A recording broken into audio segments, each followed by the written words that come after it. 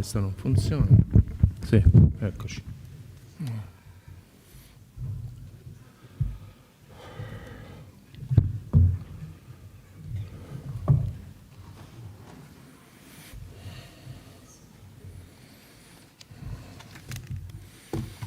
Bene, allora suono la campanella per quelli di fuori.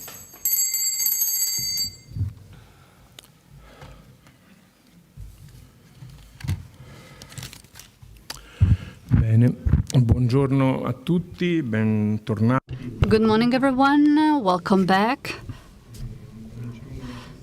We will start this morning session on April the 9th with a slight different change in the program. As you have seen, Professor Nicolai wasn't here this morning. She couldn't come.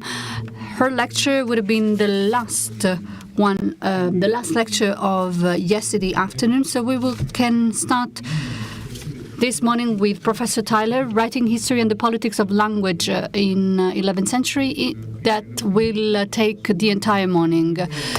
Again, Professor of Medieval Literature in York, at the University of York, author of several essays and books concerning the issue of multilingualism in medieval Europe, and especially in England.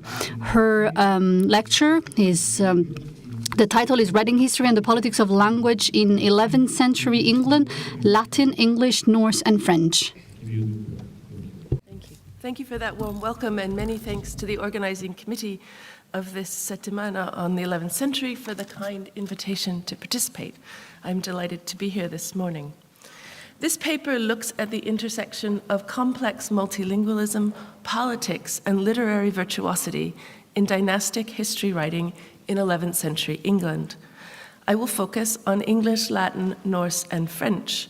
For lack of time, I have left out Welsh and Irish, but they are also a part of the story, a small part, but there's not enough time. I aim to show that an ostentatiously multilingual literary culture was a powerful political discourse. This multilingual discourse was the outcome of two conquests, Danish in 1016 and Norman in 1066, the presence of an established written vernacular, English, and the mobility and education of elite clerics and royal women. Keep an eye on those royal women. My focus will lie with the royal court and closely affiliated ecclesiastical institutions, especially royal nunneries and archiepiscopal circles. In the 11th century, we find the English court and high ecclesiastical circles at the crossroads of Scandinavian and Norman worlds and closely connected to the empire. The multilingualism of literary culture in England in the 11th century escapes the confines of nationalizing literary history, focused on texts in either English or Norse or French, and usually blind to Latin. Twice conquered, 11th century England can seem like a literary dead zone, between the world of Beowulf, whose manuscript dates from 1000, although it was written much earlier, and the 12th century Renaissance. Thus, England's 11th century literary culture can seem to be either a story of decline of what was distinct, native, and Germanic, or a prequel to the internationalism that was to come. Neither nostalgia nor teleology make good analytical or interpretive frameworks, so we'll do something else. The main texts that I will look at are the Anglo-Saxon chronicles, plural, written in English in multiple versions across this period, and circa 1100 translated into Latin, Old Norse skaldic verse from the court of King Canute, an oral form, the Encomium Emmae Regina, a celebration of the Anglo-Danish dynasty, and the Vita Edwardi Regis, a life of King Edward the Confessor, whose death without an heir brought William the Conqueror to England. I will begin this paper with a strong linguistic and political foundation before we turn to look at these texts. My approach will be to weave the political context through a discussion of languages. Although we are crossing many languages, we can talk about a single literary culture which draws them together, though not harmoniously, and this is not a story of harmony. The texts we are looking at are in dialogue or trialogue or even perhaps quadrilogue with each other as they debate the perpetual question, who should rule England?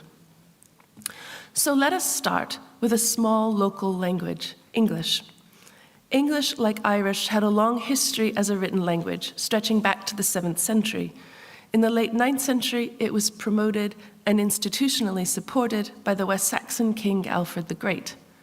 English got another boost when it was promoted during the period of Benedictine reform from the middle of the 10th to the early 11th century.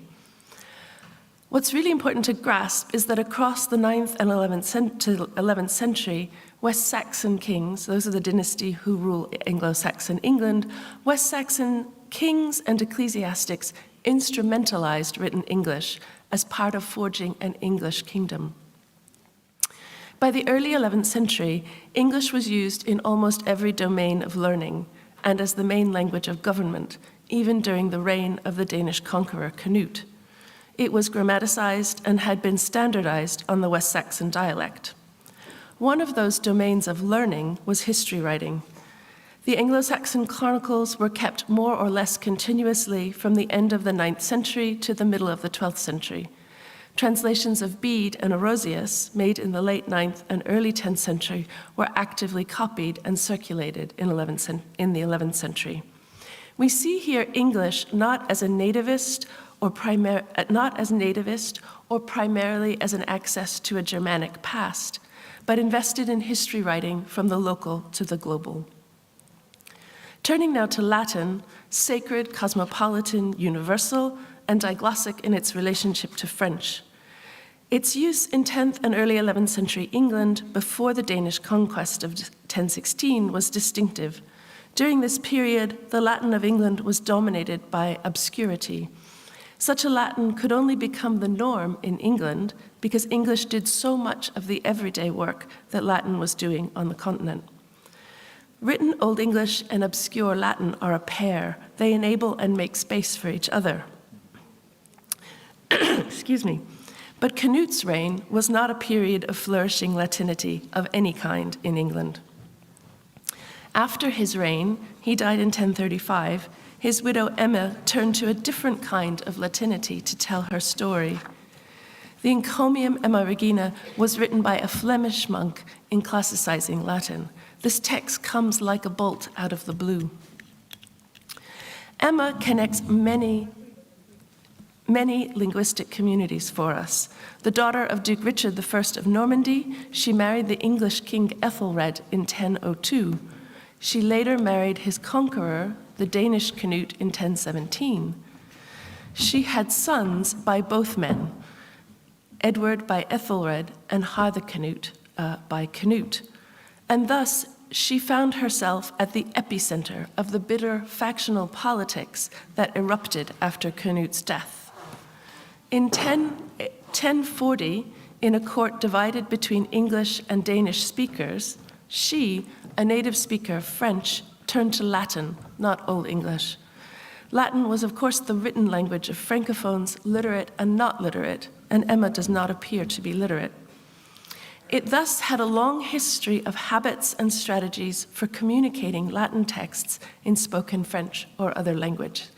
And we're going to be interested in those strategies, both for Latin and, as we'll see, Danish. Just before 1066, her daughter-in-law, the Latinate Queen Edith, also turned to a Flemish writer of classicizing Latin when she found herself caught up in the factional politics that preceded the Norman conquest. The Vita Edwardi is the result. Edith was Latinate. This is the result of education in the royal nunnery of Wilton, which had close ties to the court. The education of secular women in these nunneries changed the place of Latin in 11th century and 12th century English political culture. Both the Vita Edwardi and the Encomium would have required explication in multiple vernaculars, Danish, English, and French, to do the political work that they were produced for. And both must also have been surrounded by vernacular talk in French, English, Danish, and perhaps also Flemish. And this is important for their outsider authors, continental monks, to be able to write such exquisitely well-informed texts. They knew what was going on. Someone had to be talking to them. We're now going to turn and look at Norse, moving away from Latin.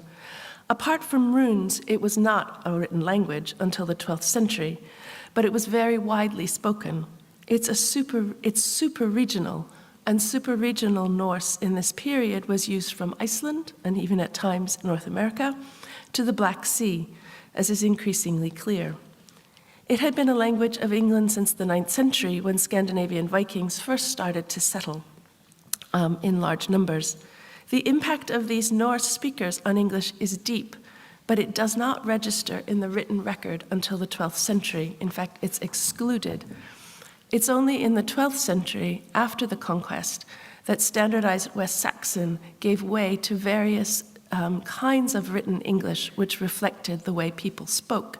And at that point, we can see the huge impact of Norse on spoken English, even in the period we're talking about. With Canut's conquest in 1016, a Norse speaker occupied the throne, and Norse speakers dominated the court and were the leading magnates in the kingdom. Speakers of Norse included not just conquering Danes. Emma may have spoken Danish as well as French when she married Ethelred. Her mother, Gunnar, was of recent Danish ancestry. By the time she married Canute, she was also Anglophone and ready to brush up her Danish. Edith was the daughter of Earl Godwin, an English nobleman who rose to power under Canute and married a kinswoman of Canute. Godwin and his powerful sons were Norse speakers as well as English speakers, and presumably they weren't the only Englishmen to find Norse useful. The Godwins are going to turn up, so just keep an eye on them. It's no surprise that the Vita Edwardi identifies Edith as a Danish speaker. Norse remained one of the major languages of the 11th century court and elite, even after the West Saxon dynasty was restored in 1042.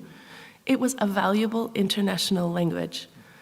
A thread of this paper will draw out the continued presence of Norse literary culture in 11th and 12th century England, long after Canute's reign. English and Norse were, to moderate degrees, mutually intelligible. They had a shared poetics, which went back to earlier Germanic forms, and they were in contact with each other throughout the early Middle Ages. Yet we will see, despite poetic and linguistic connections, their literary manifestations keep themselves apart. Norse had a distinctive literary culture which flourished in Canute's court in Winchester. Skaldic verse, much of which is praise poetry, was composed for Canute. It was written in a complex and difficult meter, syntactically obscure, and marked by the use of kennings. Kennings are compressed metaphors. And yeah, I won't say more about them. This poetry can be difficult to understand, even for a native speaker, and would have required explication, not unlike classicizing Latin. It is important to think of both of these kinds of textuality, Norse and Latin, as surrounded by cultures of explication. In some ways, Latin and Norse were not so different. And now French. This language was fast becoming supra-regional, like Danish or Norse, and this was felt in England well before the conquest. French is much more interesting and complex than being an alien language imposed on England in 1066. There had long been Frankish clerics, of course, in England. The marriage of Emma to Ethelred may have intensified that. French actually comes into sharper focus in the reign of Canute. He cultivated close ties to the Emperor Conrad II and brought Lotharingian imperial clerics into the court, and these men included both Francophones and German speakers.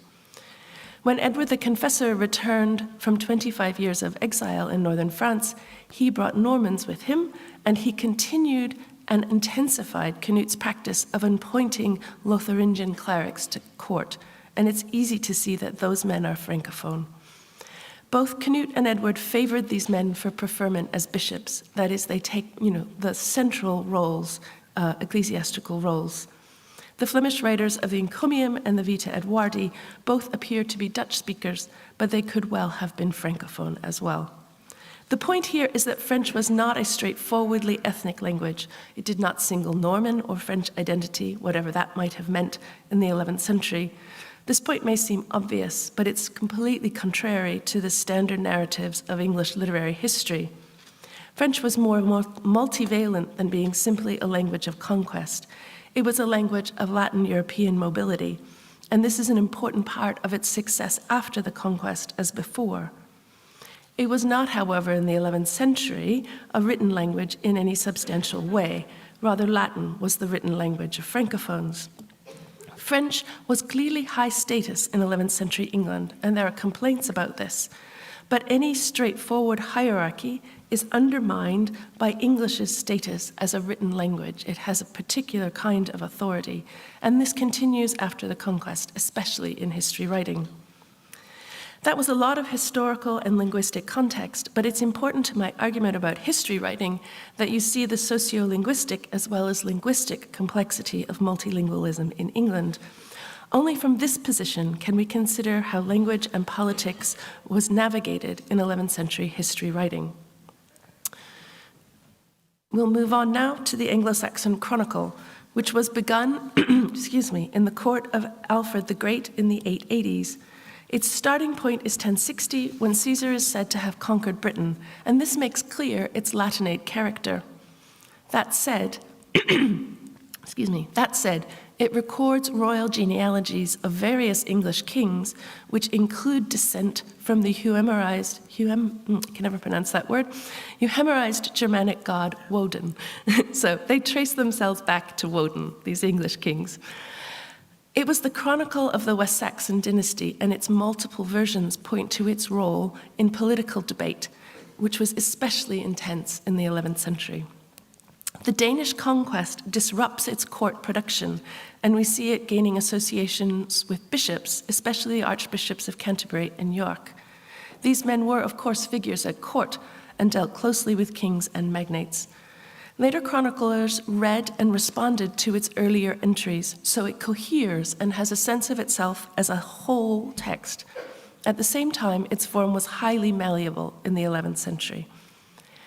The annals for 982 to 1023, which is what we're going to talk about here, were written retrospectively as a block by an Englishman after Canute had conquered.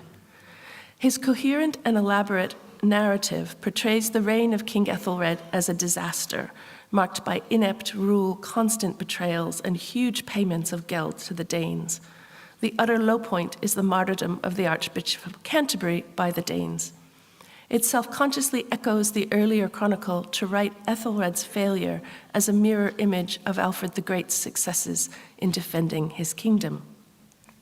One entry, which we will look at, just one, for the year 1003, gives us a sense of it as a text. And I'm not going to read it aloud, but you'll see it here on the screen in Old English and Modern English. It gives us a sense of the chronicle as a text and also of the languages that are coming to interact in England. 1003 is the year after Emma arrived in Normandy. Besides it being a good example of the bleakness of the chronicle for this period, the annal is interesting from the perspective of language and literary culture. First, we encounter Emma's French reeve, so official. French can include Norman, who is blamed for the Danish attack on Exeter. Then Canute's father Svein's army destroys Wilton, the site of a West Saxon royal nunnery, which will play an important part later in the paper. The destruction of Wilton looks like a politically motivated attack on a site associated with a West Saxon royal saint. This passage ends with a line which looks both forward and back in a highly literary, knowingly multilingual way, where it talks about Svein's ships as wave stallions. This is a poetic kenning, and it's in Old English rather than Norse.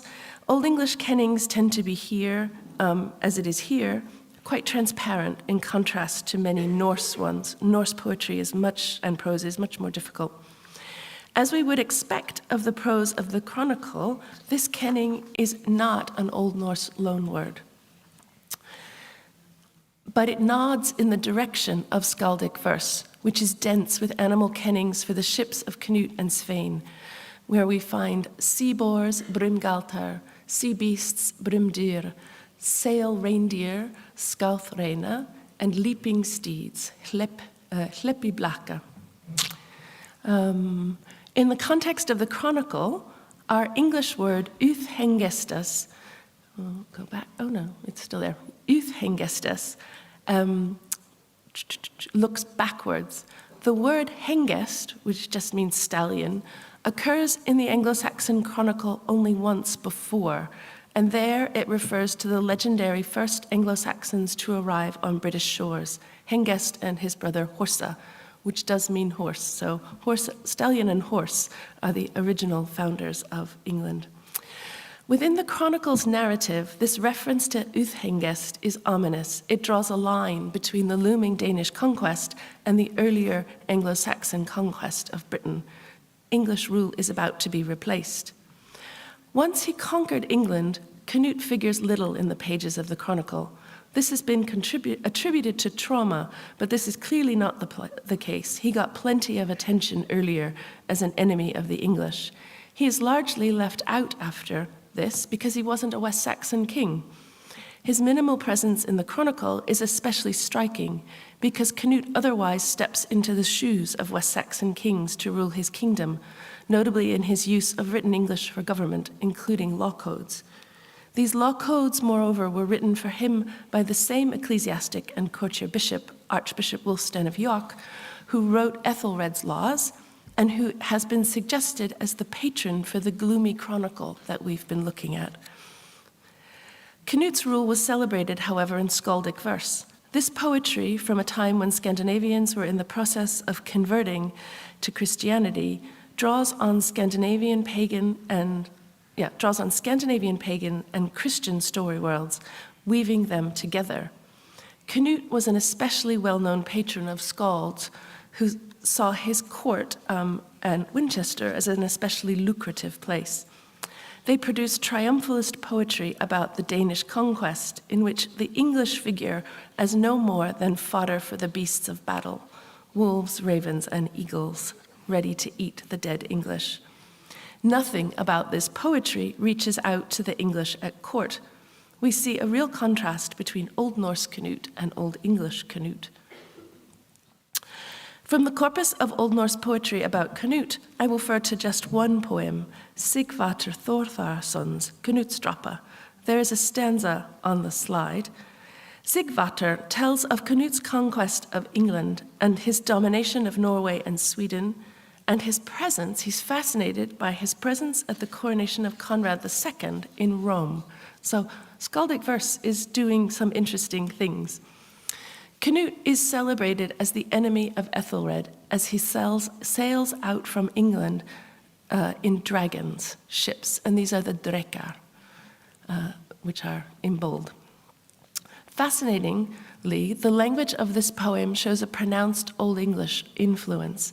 This is poetry that has arisen from the multilingual court of Canute and from a skald who knows English, and yet it cuts the English dead, literally. The chronicle and skaldic verse talk past each other, deliberately excluding each other, even when Danes and English are working together in the running of the government in England in English. The nature of the multilingual literary culture of Canute's court reveals, performs even, its deep political and ethnic tensions. All of this continues in Emma's encomium, to which we will now turn. As we saw earlier, it was written in response to the violent political chaos which followed the death of Canute. Emma fled to Bruges after he died, and when she returns, she commissioned the encomium to protect her interests. And Emma's answer is for everybody to get behind the Anglo-Danish dynasty. The encomium praises Svein, Canute and Emma's son, Harthacnut, and it tries to present Edward as being Emma's son by Canute. Nobody would have believed this, but the point flags up her utter commitment to the Anglo-Danish dynasty. So it tries to present Ethelred's son as Canute's son. In the encomium, we see a response to the exclusion of the Danes from the chronicle. It is shaped by Francophone Latin literary culture, such as that flourished in the Norman court, where Emma was a young woman. Dudo wrote for this court. And it's also shaped by Old Norse. It pointedly does not draw on Old English history writing or poetry. That said, the encomium is very much in dialogue with the Old English Chronicle, which in this period the Chronicle returns with a vengeance, literally, after the death of Canute, to recount the chaos that's going on. It's very hostile. The Chronicle does this in 4 competing versions, which all favor different English factions. So things were complicated. So we've actually got not just 1 Chronicle at the moment, but 4. The encomium engages in this debate. It's Emma's form of engaging in this debate, but it does so in a language which was not marked by allegiance to any side, and it can be explicated in Norse, in English, in French. I want to pause on how the encomium brought together Latin and Norse literary traditions in order to portray Canute as a second Christian Aeneas, founding a new dynasty. This is done in a very obvious way in the prologue. In the prologue, the encomiast tells Emma that he is going to do for her what Virgil did for Octavian, praise her by praising her family. You can't miss this. The reader or listener is told to think about Canute through Virgil. Like skaldic verse, it has complicated poetic intertext which can be explained. We see this play out in the fleets of highly ornamented ships that the encomiast describes set sailing from Denmark to conquer England. First Svein's ships in 1013 and then Canute's in 1016. There's a quote from this on your handout. I'll just make some points about it.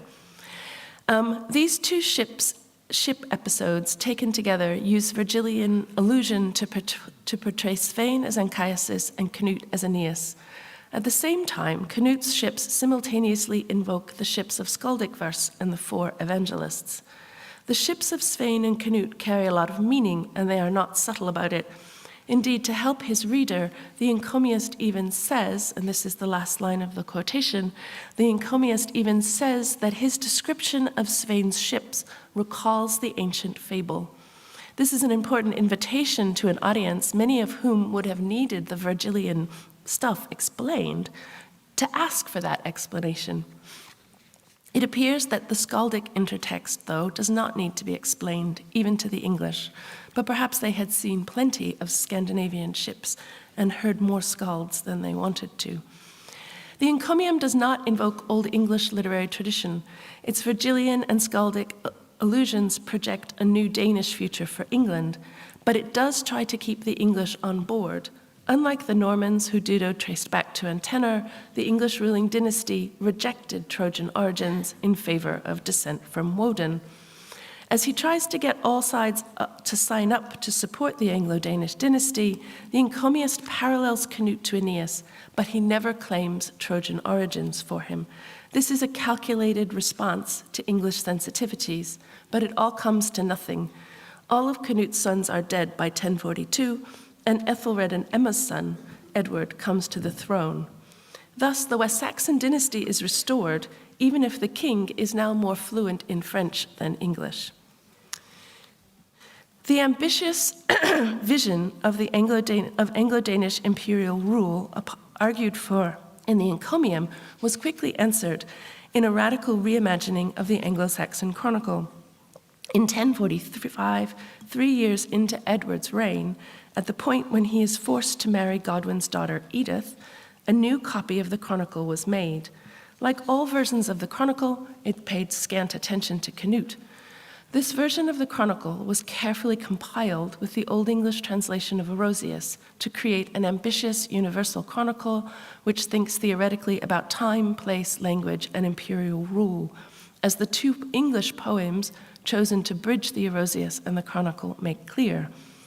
This manuscript, British Library, Cut Tiberius B1, as a whole, makes a case for translatio imperii et studii, presenting English rulers as imperial successors to Roman emperors in Britain, and shows us English itself, a model of vernacular language, modeling itself on an imperial language. But where did it get these sophisticated ideas about writing universal history? it's tempting to point the finger at the literary culture of imperial clerics who were so central to both Canute and Edward's court. But if we do so, we must note its confident use of English and that it precedes rather than follows the innovative German universal chronicles of the 11th and early 12th century. Hermann of Reichenau, Marianus Scotus, Sigebert are all later. Regardless, we see here how politicized multilingualism acted as a stimulus to intellectually ambitious history writing. The Chronicle upped its game in response to the encomium.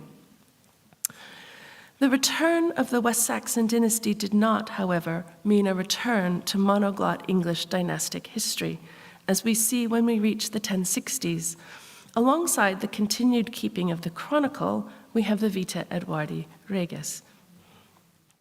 This is a very complex, I'll wait for a minute for that. This is a very complex prosometrical text, and I'm not even gonna scratch its surface.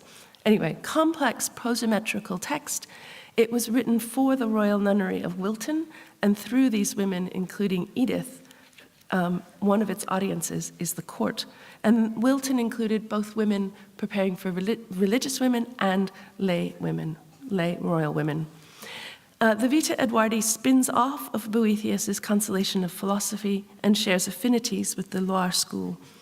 Its mix of verse and prose also gestures to the form of Tiberius B1, and its anonymous author had clearly read the encomium. Also, like this earlier text, it is very explicit about its Latin poetic frameworks. It almost directly says that it draws on Virgil, Ovid, Lucan, and Statius especially. What it isn't explicit about, but which is strongly evident, is its debt to Old Norse history and myth, just as in the encomium. We see this dual lineage playing out in the text's poetry, where Troy again is at stake.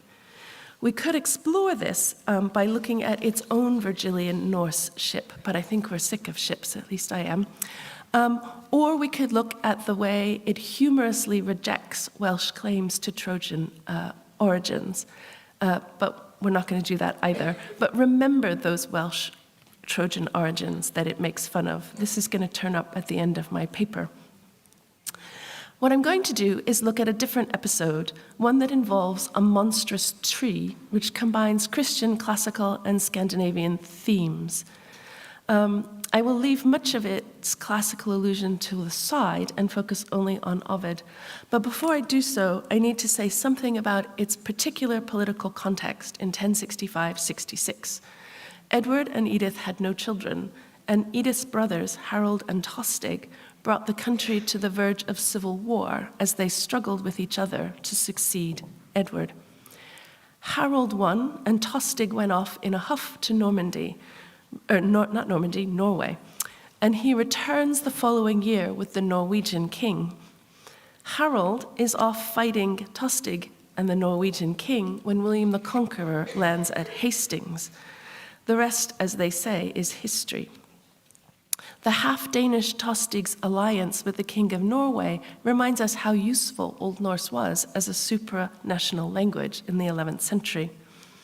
We're just going to look at part of one poem, which is on the slides. I could not get all the Latin and all the English on one slide, so in the end, I will just leave up the English, but, well, for no reason at all, I made slides with the Latin on it too. 4 streams pour forth in this poem from Godwin, referring generally to his children. Initially, they seem to be the rivers of paradise, nourishing England, but the poem turns dark and confusing. One stream ascends and tends the nestlings in the top of the tree, the future hope of the English, but another, transformed into a serpent-like monster, attacks the parental root and trunk. This monster is deliberately enigmatic and hard to visualize, as the streams become a tree and then the tree turns into a serpent. Its indeterminacy makes the metamorphosing stream more frightening, with the danger not clearly recognizable, but clearly stemming from the Godwin family. I want to look at how this draws Old Norse and Ovid together. In depicting the monstrous tree, the anonymous makes a specific allusion to Ovid's metamorphoses, taking us to the opening lines of Book 12. I've discussed this at length in print, so I'm just going to very lightly summarize it. Book 12 marks the beginning of Ovid's account of the story of Troy and Rome. The Greeks, keen to set off to war, are held back by stormy winds and are amazed by the strange sight of a serpent climbing a tree. At the top of the tree, a mother has built a nest for her now damned nestlings, whom the serpent seizes and devours. Coiled around the tree branches, the serpent then changes into stone. The Greek augur interprets the slaughter as a joyful portent of the coming conquest of Troy. The Trojan parallel does not, however, entirely account for the anonymous stream tree serpent. This image exceeds its Ovidian model in its attempt to encompass the unfolding, self-inflicted collapse of the Godwin dynasty. And it is here that we again hear Norse voices, and we need a picture. In depicting the tree, the anonymous makes recourse to Norse mythology, including to Yggdrasil, the world tree. Yggdrasil is an ash tree that links Earth, Midgard, with the home of the gods, Asgarth, whose roots, and this tree has roots that spread out through the universe. At Ragnarok, the end of the world, this tree is eaten alive to its distress, its foliage by hearts, its trunk by decay, and its roots by serpents. One of these serpents is Nidhoggar, a dragon, who can also take flight, so he can get up into the, like the serpent of the Vita Edwardi. He can be both in the roots and at the top. In Norse myth, Yggdrasil is situated within a divine landscape of primal rivers. On the level of political message, the calling up of Yggdrasil casts the Scandinavian ties of the Godwins as a source of danger.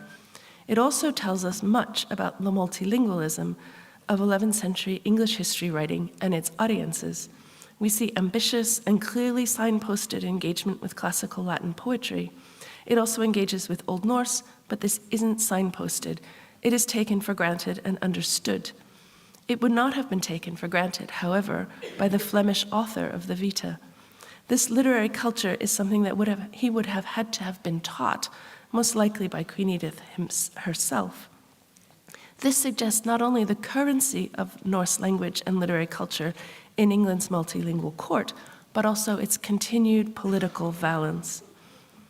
I will finish this paper, circa 1100, when a bilingual Old English-Latin version of the Anglo-Saxon Chronicle was produced at Christ Church, Canterbury, the monastic foundation attached to the Archbishop's Cathedral.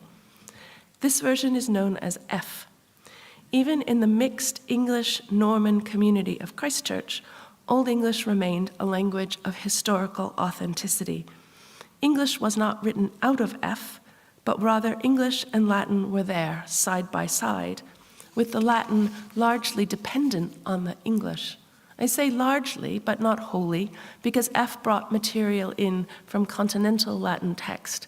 Most importantly, it draws material from Norman annals. Inclusion of these annals allowed F to bring the Normans into the story before their arrival in England. We first encounter them as Rollo settles in Normandy, and it syncs that settlement with successes of Alfred against the Danes. But with Rollo coming into Normandy, this is in a way an echo of Hengest and Horsa settling in Britain. Time is short, so I just want to make one very clear point about F's interest in origins and royal genealogies. The author of F systematically removes all traces from the Chronicle of the claim by the English kings to descent from Woden. And he also adds an additional preface on the Trojan origins of the Welsh, and this is some of that is on the slide. And what he does is he excerpts something from the 9th century Welsh text written in Latin, the Historia Britonum, but he doesn't translate this Trojan edition into English. One set of origins is removed and another is added. These are just the origins that the Vita Edwardi dismissed as fiction when it made fun of the Welsh. So we see a dialogue there between the Vita Edwardi and this text. Welsh Trojan origins are looking very different, however, post-conquest. The absence of an English translation of the Trojan edition points to how profoundly these origins don't fit into the chronicle. The author of F understands the form, content, and political sympathies of written English. The encomium, Tiberius B1, and the Vita Edwardi were all literary tour de force. F, in contrast, is using language, form, and literary traditions to think hard, but the result is fragmentary. He can't yet make the pieces fit together.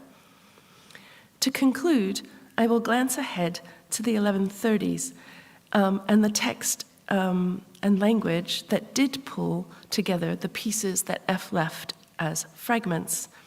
This is Gaimar's Histoire des Anglais, which is on my first slide. I hope you can remember it. At its core, this is a French verse rewriting, so Gaimar's History of the English. At its core, this is a French verse rewriting of the Anglo-Saxon Chronicle, which integrates the Danes that the Chronicle leaves out. In fact, it even claims that they arrive in Britain before the English. It is the first surviving history writing in French, and it was originally preceded by Gaimar's now lost translation of Geoffrey of Monmouth's De Gestis Bretonum. I will draw just 2 points out here. First, Gaimar's Histoire draws directly and explicitly on the authority of English as a language of historical truth. He discusses the Chronicle and Alfred the Great at some length, but it is in French that he can integrate the English, the Danish, and the Welsh into British history. He can't do this. This can't be done in English. Of course, this is about expanding Norman control over Britain, not just England. The Welsh matter in a different way. But it's also about the nature of French as a supra-regional spoken language that would become a supra-regional written language from Outremer to Italy to Ireland and even France itself. Multilingual 11th century England before and after 1066 was a key part of that process. Thank you.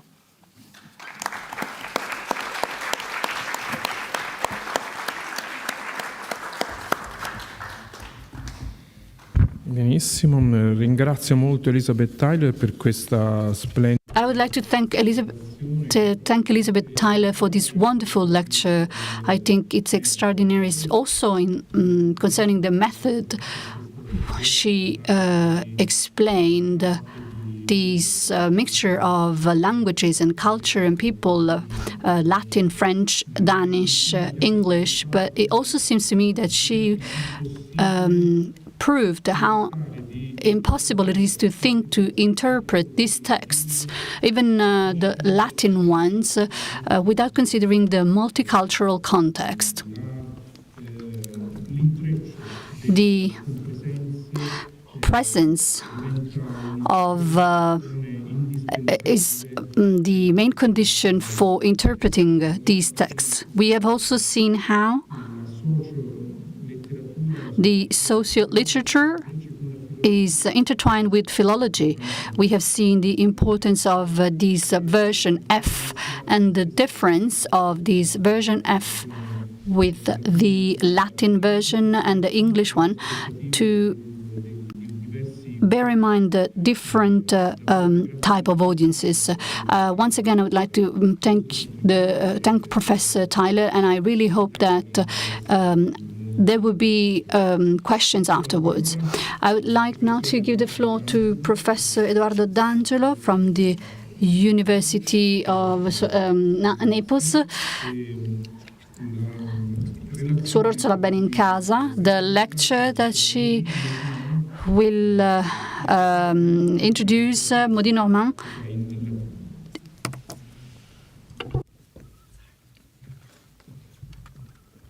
C'hai un PowerPoint? No. Ah, ok.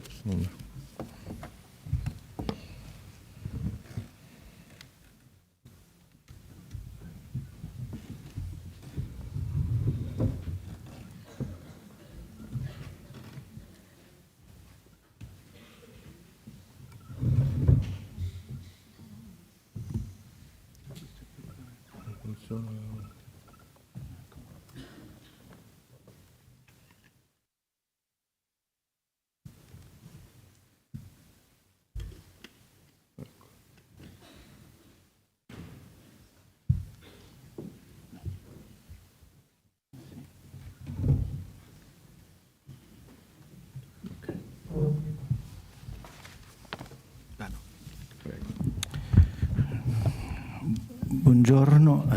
So good morning, everybody. A very short forward in terms of method. I would like to explain how I structured this discussion on the topics you see in the slide. So the assigned topic focuses on the historiographical literature on the Norman diaspora during the 11th century. Remarkable are the studies on the characteristics of the conquests from Normandy itself to England to southern Italy, which examine the characters of the migrations and the ethnic consciousness, awareness of the groups settled in the newly acquired territories. By historiographical literature, we mean here, from a typological point of view, both texts in prose and verse, which we call, for the sake of convenience, epics, as well as prosimetra. And from the editorial point of view, we will also use the adjective Norman in a broad sense. So texts are produced by writers of Norman origin, but also works by authors of different origins. So here of interest, in fact, is precisely the perception in the whole of Europe, and not only, already during the 11th century, of the phenomenon of the diaspora of Normans.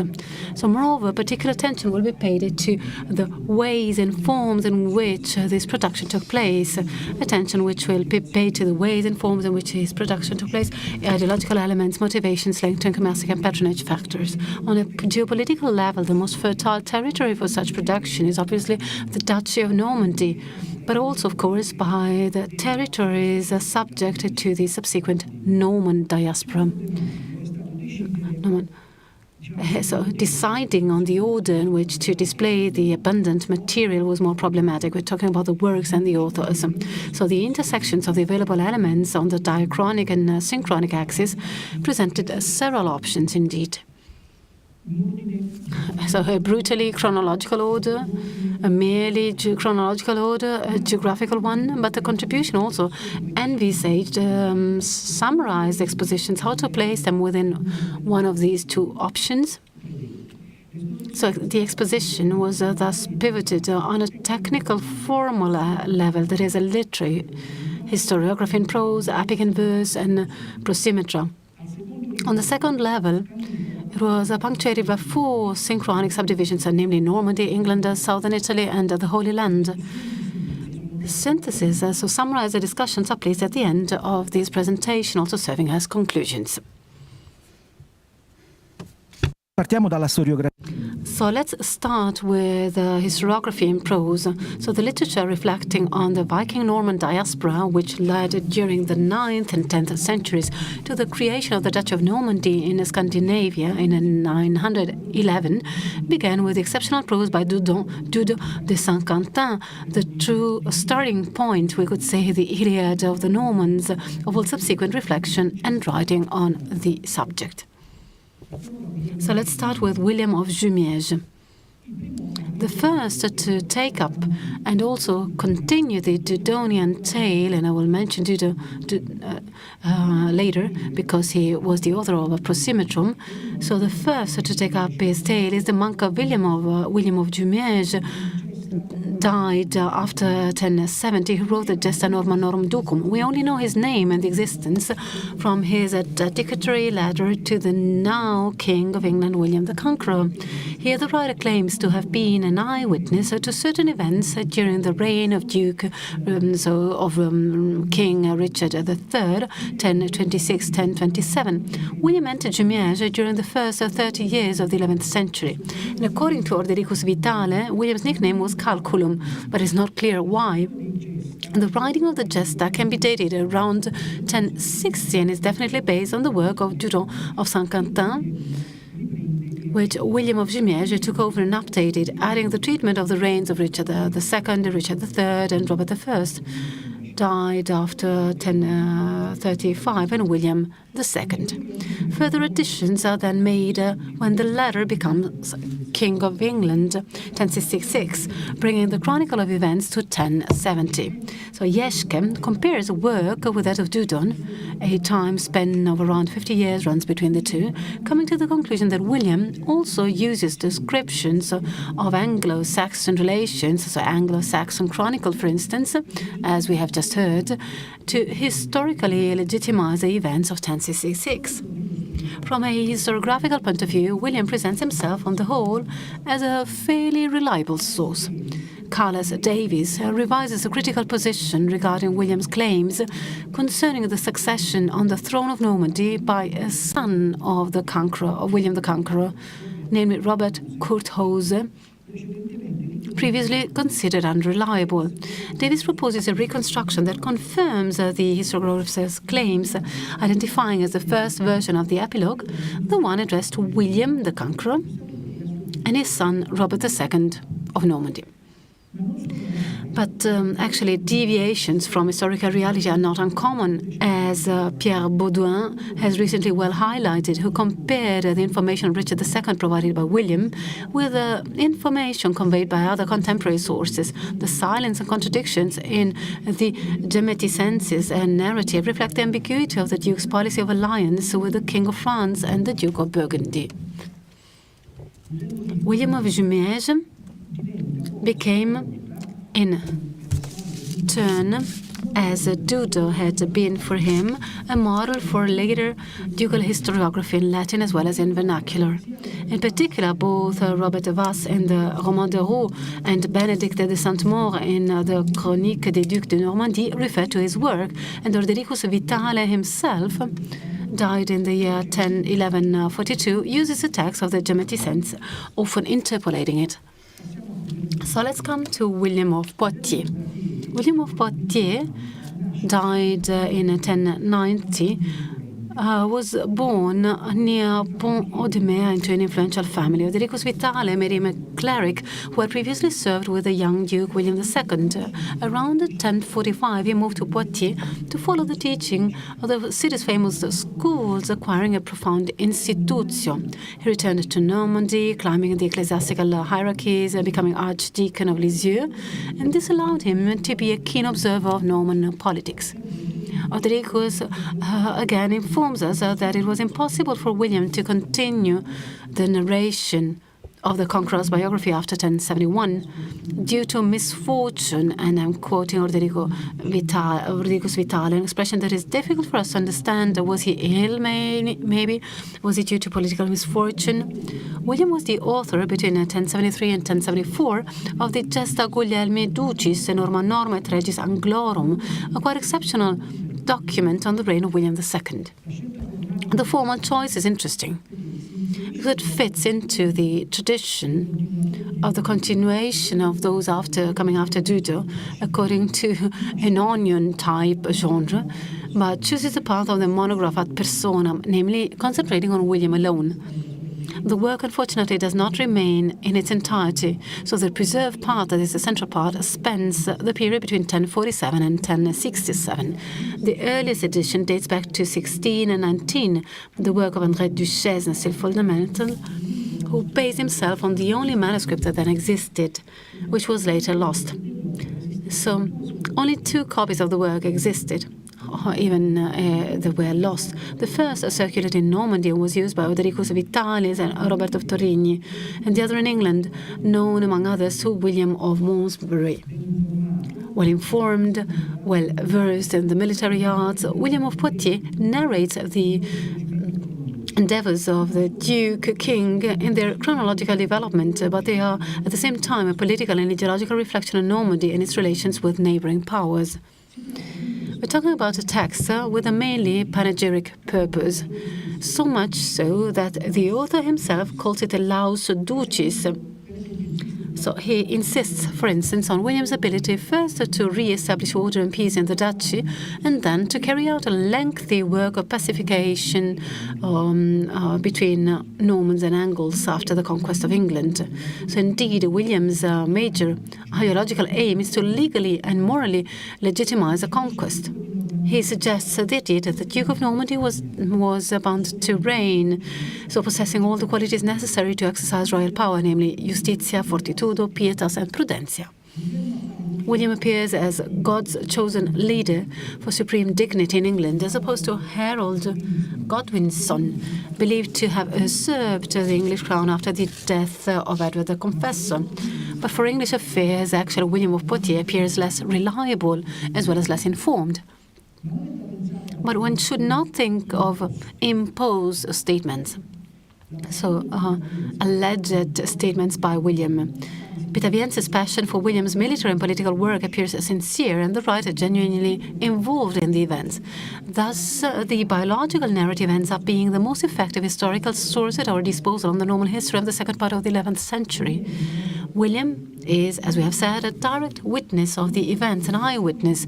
He knows people and places inside out. He takes care of the chronological links, and above all, he attempts to provide explanations for the events, with little or no recourse to religious or metaphysical considerations.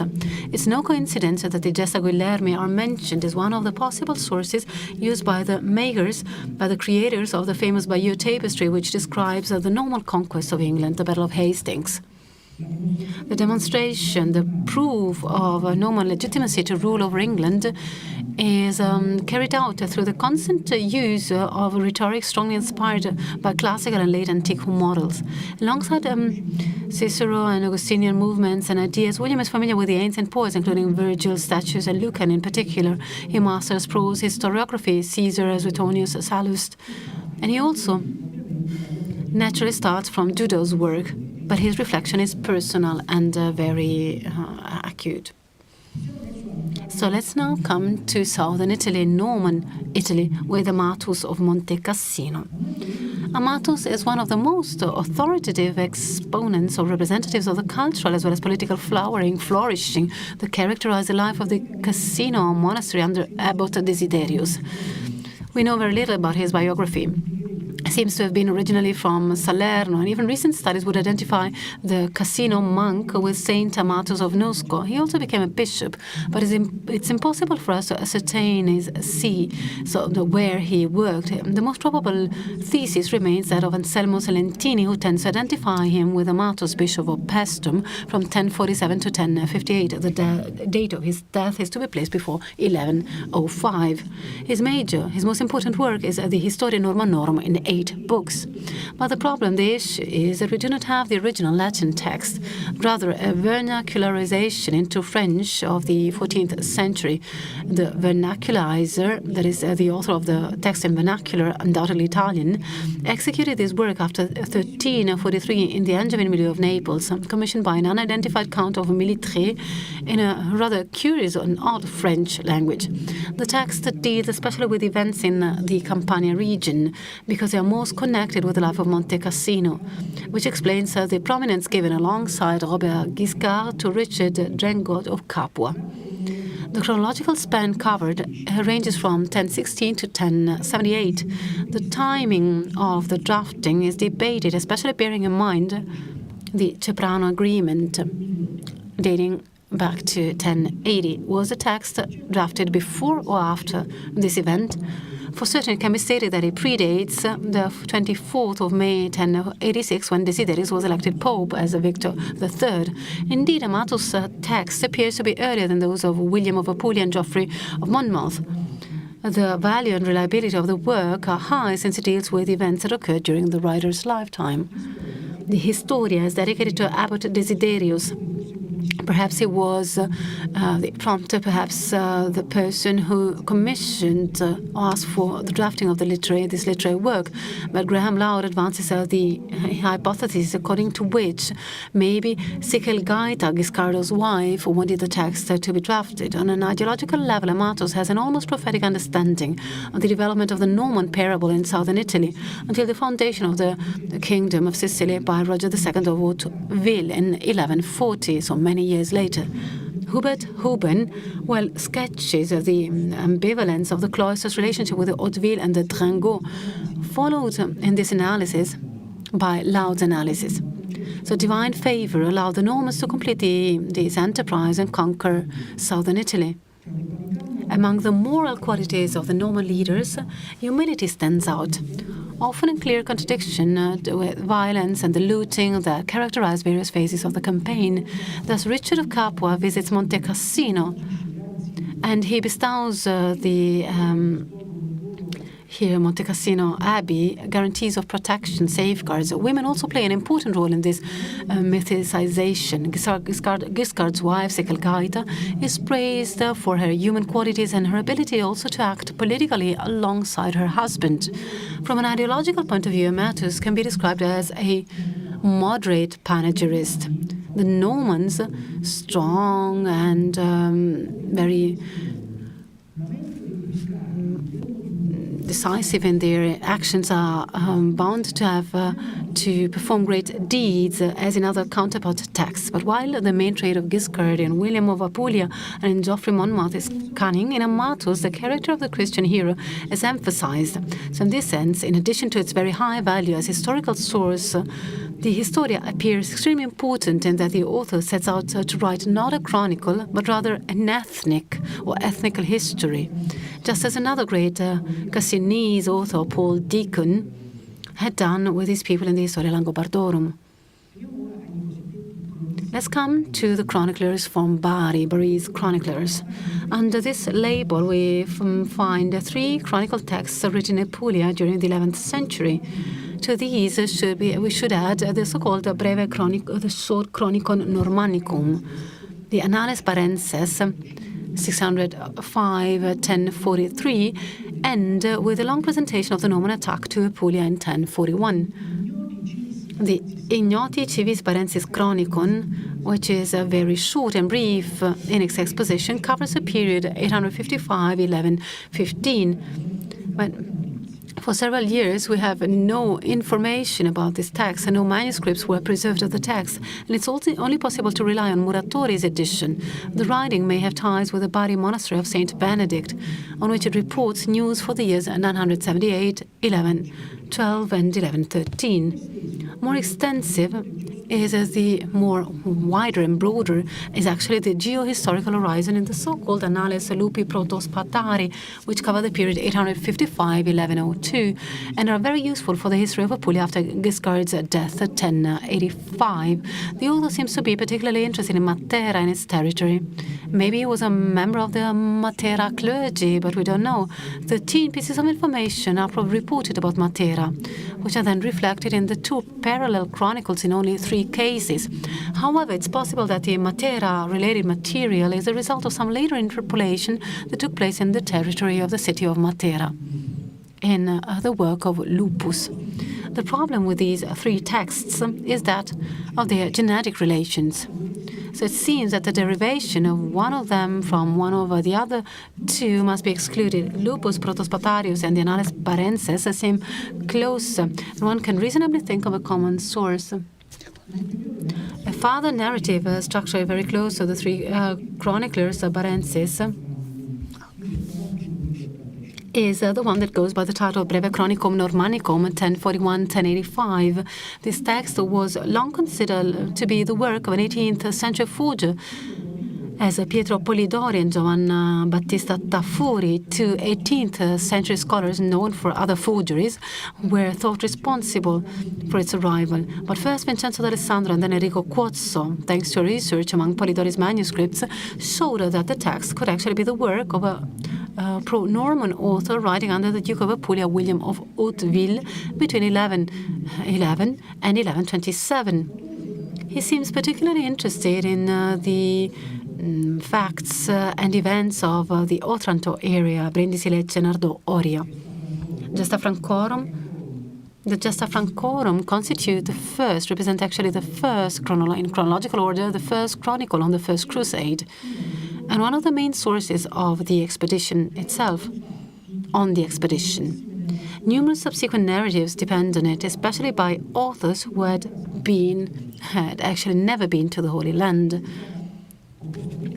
This text was most probably drafted during the Crusade itself, or in the years immediately following the taking of Jerusalem in 1099. That's between 1099 and 1102.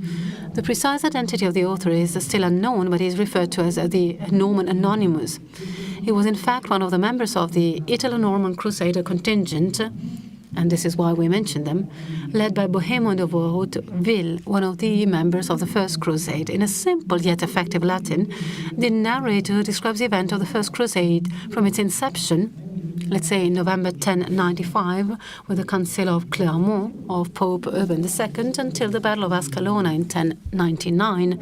And the account appears, despite the optimism of the religious triumph of Christianity over Islam, it appears extremely realistic and concrete. At the center is the figure of Bohemond, outlined as a warrior and politician of the highest level, but also as a figure of great religiousness and faith. The Gesta are essentially a war diary, an account written immediately after, because he was an eyewitness. Later it was sometimes adjusted by Peter to the Bodo and so forth. Let's now talk about epics, starting from the Carmen de Hastings Proelio about the Battle of Hastings. This poem was discovered in 1826 by Georg Peatz, and the work saw a large number of editions between 1833 and 1845. But then there was a stop for 100 years, and then a new critical edition came out in 1972, prepared by Catherine Morton and Hope Muntz, and in 1999, the last one, by Frank Barlow. The text, as the title states, focuses on the decisive Battle of Hastings, 1066, in which William the Conqueror, the Norman William the Conqueror, defeated the Saxons of Harold Godwinson and conquered England. The Carmen consists of a proem of 25 hexameters, followed by 405 elegiac couplets. Here and there, they are missing, totaling 835 verses. It opens with the following 2 hexameters. These ones, quem probitas celebrat, sapientia munit et ornat, erigit et decorat, LV salutat, LW salutat. The popular interpretation is that the 2 hexameter initials should be solved or explained respectively with L, standing for Lanfranco of Pavia, Abbot of Bec, and W, with standing for Guido, Guy, Bishop of Amiens, Guy of Amiens.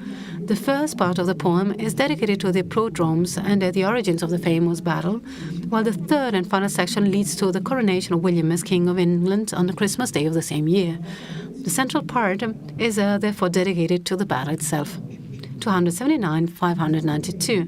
The text presents several philological and literary problems and has seen a series of critical interventions with sometimes conflicting outcomes. Also, Giovanni Orlandi mentioned that. Editors Morton and Muntz point to a reading, to an interpretation in an exclusively political way, an element that is certainly not absent in the Carmen. But this interpretation, if taken to extremes, however, ends up overshadowing some of the most interesting literary features of the epilogue. Giovanni Orlandi rightly emphasizes how the interpretation of some passages of the poem as rhetorical digressions, only used to cover up the weakness of the Normans, does not hold up in the light of a comparison with other similar epic words. The powerful use of rhetoric that is typical of the whole of Latin epic. The poem, the preamble with a request for corrections to Lanfranc, is a typical topos of the normal historiographical experience. Last but not least, the author's stylistic choices include the prologue structure in hexameters plus a text in couplets, which is almost a slight discrepancy with a tradition, in epic tradition. The most relevant of this issue concerns attribution. Morton and Muntz tended to assign the poem to Guy of Amiens, arch-chaplain of Matilda of Flanders, the wife of William the Conqueror, between 1058 and 1075, the year of her death. White disagrees with this chronology. Guy of Amiens died before 1075. Davis states that the date of drafting cannot be 1067, immediately after the Battle of Hastings, and that a drafting date, even after 1125, must be assumed. In his opinion, the verses 329, 334 would be addressed actually to one of the conqueror's sons, William the Red, Rufus. the place of drafting would be identified with northern France. Moreover, the English scholar identifies motivations for the writing not in historiographical or ideological aspects, but attributes the writing here to a mere literary exercise.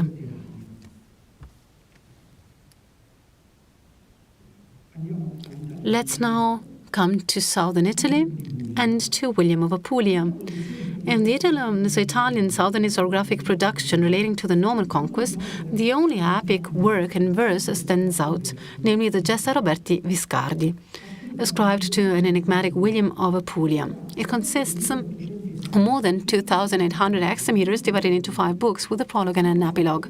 The work is written on a princely commission by Duke Apulia Roger Borsa, son of Robert Guiscard. L'autore. The author presents himself as a new Virgil, whereas Roger Borsa and Pope Urban II would represent, in this sort of ideal analogy, Augustus and Maecenas, respectively. The Gesta fit into the celebratory and encomiastic ad personam vein that we have seen characterizes a part of Norman literature. Armando Bisanti considers William to be an excellent rhetorician, a good historian, but a terrible poet, cold and psychological rigid, a coldness that makes him appear detached from the themes he proposes. From an ideological point of view, the text is a kind of great panegyric of Hauteville and should consequently be anti-Byzantine. Actually, recent interpretations lead to a reversal of the current reading. This is the case of Paul Brown, who emphasizes 3 aspects of the Gesta Roberti. William's evident sympathy for the Eastern Empire, his probable mastery of Greek and Byzantine sources, among whom John Lxxi, and finally the special attention paid to the Byzantine mulieres, whose virtues is emphasized. As for the question of the biographical identification of the author, Francesco Stella introduces the innovative theory that he could be a Frank. Christian Guzzo believes that William was probably Langbard by origin, and so in the Normans, the heirs of his ethnicity. Recently, the writer, myself, believing that the surname Apulus actually says little, reading between the lines, ascertains how the town of Giovinazzo has a significant weight. While Bari plus Baresi shows 32 occurrences and all the other towns in Apulia are under 5, Giovinazzo shows 10. Occurrences in which a consistently positive behavior of the Giovinazzesi emerges, defined as gens fida, turba fidelis, gens non territa, armis stat fortis, etc. To sum it up, very probably, most likely, William Apulia is either a Norman who settled in Giovinazzo or a Langobard, probably originally from Giovinazzo.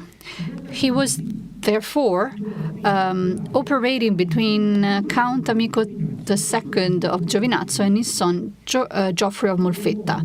These hypotheses would allow the chronological range of composition to be reduced to between 1095 and 1097. Let's move on to written works, starting from Dudo of Saint Quentin, that we mentioned in the beginning of this lecture. Dudo of Saint Quentin died before 1043, is dean of the Collegiate Church of Saint Quentin in Picardy. In 1986, he was sent by Count Albert I of Vermandois on an embassy to Richard I, Duke of Normandy. Dudo made an excellent impression on the Norman court and spent several years there. It was during his second stay that he wrote Libri tres de moribus et actis primorum Normanniae ducum. His history of the Dukes of Normandy, upon invitation and on behalf of Duke Richard I, who died in 996. This role was later fulfilled by his half-brother Count Rudolf of Ivry and then by his son Richard II. The text is written between 1015 and 1030 with a dedication to Bishop Adalberon of Laon with a request for corrections, and runs from 852 to 996. It starts with the fundamental figure of Rollo, founder of the Duchy of in 911, continuing with his descendants William I, Longsword, and Richard I. If, as it seems, Dudo did not consult any earlier texts as a source, he would have obtained his information from oral accounts, mostly provided by Rudolf of Ivry. This aspect has led more than one scholar, one critic, to liken the De Moribus to the novellistic genre, thus almost bordering on unreliability. There should, however, have been some written sources, either Carolingian hagiographic works such as the Vita Sancti Germani by Ericius of Auxerre and the Vita Sancti Lamberti by Stephen of Liège, but also the tradition constituted by the Scandinavian vernacular sources on Viking history, especially in the first two books of the work.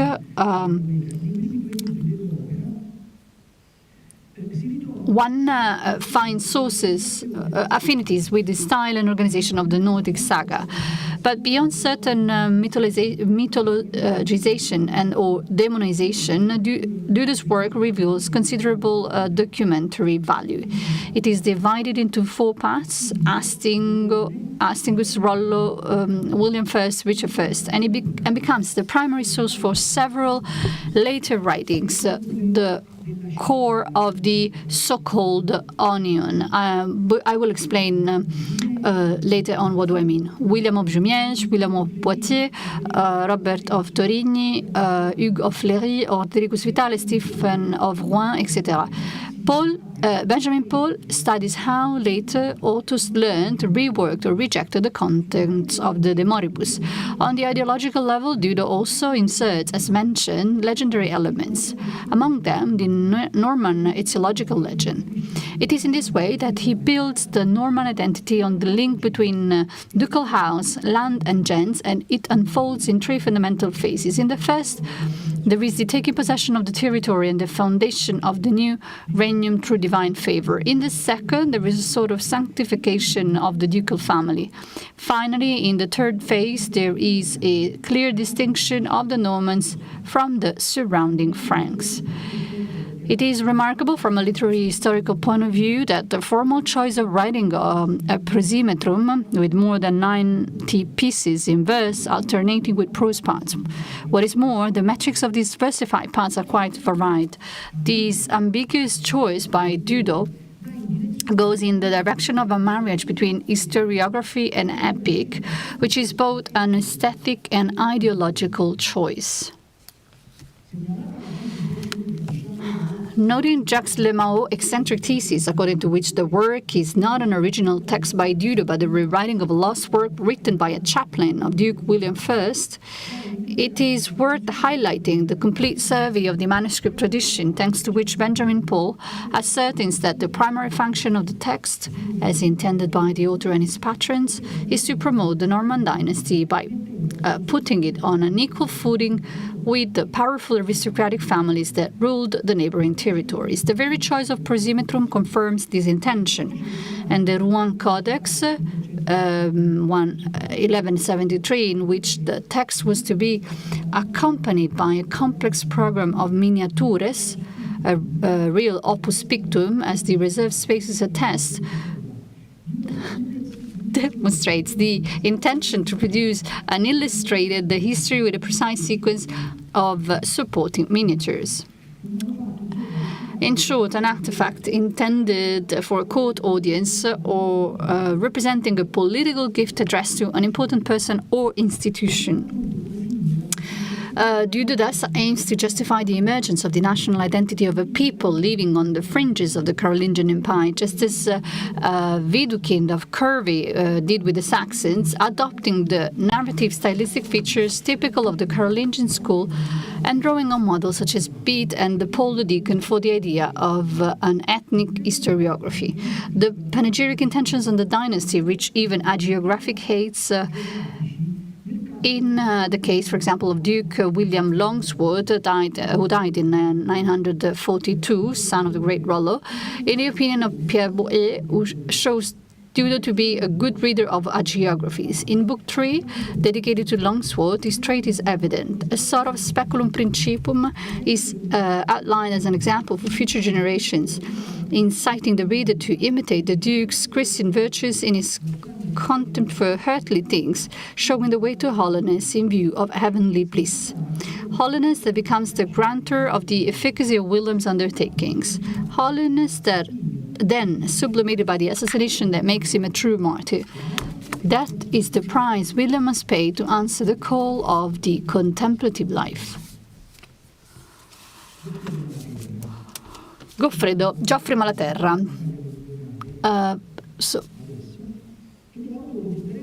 Author of the Rebus Gestis Rogeri Calabria et Sicilie Comitis et Roberti Ducis Fratris Eius, Count of Sicily. This is historiography structured as a monograph ad personam in 4 books covering a large section of Norman history from the foundation of the Duchy of Normandy in the 10th century to the year 1098. The biographical elements that we possess emerge from the epistle in which the writer dedicates the work to Angerius, Bishop of Catania. Malaterra does not provide any appreciable elements. More indicative is the expression that wants him to come ex partibus transmontanis, which certainly refers to France, although it does not clarify from which region. Also not clear is the assertion that the author is said to come from the active life of Martha to the quiet life of Mary and Lazarus, the longest secular life followed by monkhood, maybe. Giunto in Sicilia dopo il 1091. The intersection of the element leads to the following picture. Geoffrey, who arrived in Sicily after 1091, is a monk at St. Agatha in Catania, under the Abbey of Angerius, since 1091, elevated by Count Roger I of Sicily to the Athenian episcopate. But, as the author demonstrated in 2003, the perennial letters of the De Rebus are actually 2, something that completely escaped the Pontieri publisher, which was then accepted in a new edition by Marie-Agnes Avnel. First, a letter addressed to the entire clergy of Sicily, then to Angerius alone. This discovery made it possible to ascertain a series of very important elements relating, on the one hand, to the precise relationship with the patron, Count Roger I, and on the other hand, to the working method based on listening to relatores. Interesting was the idea of a performative use, which is to say public reading of the text. After this, some members of the court made criticism, to which Geoffrey responded with the second prologue to Angerius. So with the 2 prologues, we can reconstruct all of this. Is the Malaterrian monographic approach more ethnic or ad personam? Certainly, points of contact with the great barbarian historiography are discernible. Above all, the metaphor of the Norman conquest as an erotic combat. On one side, the virile warriors of the north, on the other, the land of Normandy, of Italy, described as a sweet and sensual woman. And then Malaterra's Normans are united by the mos institutus, bellica virtus and nominandi cupiditas, make their dazzling parable inescapable. Remarkable relevance is given to fortune as the propelling element of human history, a topicality partly derived in Geoffrey from Sallust. But on closer inspection, this historiographical key serves to explain the occasional reverses that hit the Normans, with a classic image of the wheel dispensing now favors, now problems, not their overall historical parabola. Let's move on to conclusion concerning what I have about my lecture. In the written text, there are other parts that I'm not able to read today.